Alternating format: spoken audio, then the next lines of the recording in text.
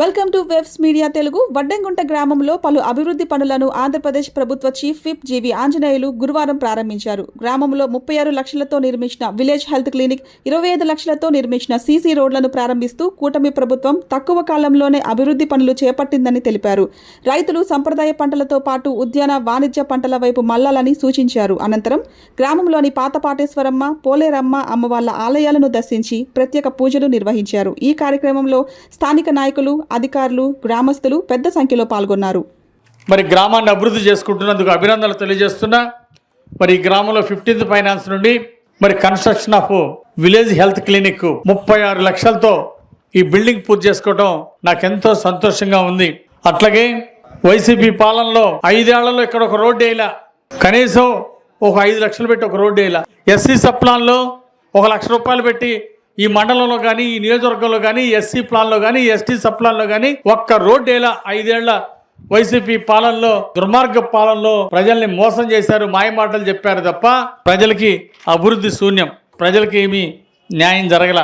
కానీ మన ప్రభుత్వం వచ్చిన తర్వాత ఎన్ఆర్జీఎస్లో పల్లె పండుగ కార్యక్రమంలో 10 లక్షల రూపాయలతో మరి 200 మీటర్లు రోడ్డు వర్క్ కంప్లీట్ అయింది.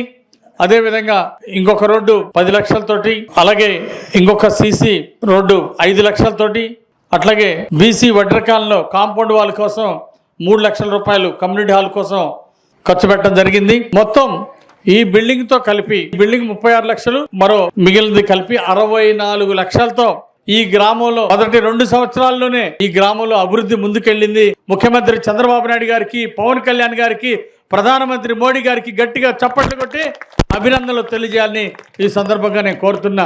అలాగే భవిష్యత్తులో ఇతర గ్రామాలకి, ఈ మండలంలో ఇతర గ్రామాలు కూడా మంచిగా అభివృద్ధి చెందాలని కోరుకుంటున్నా.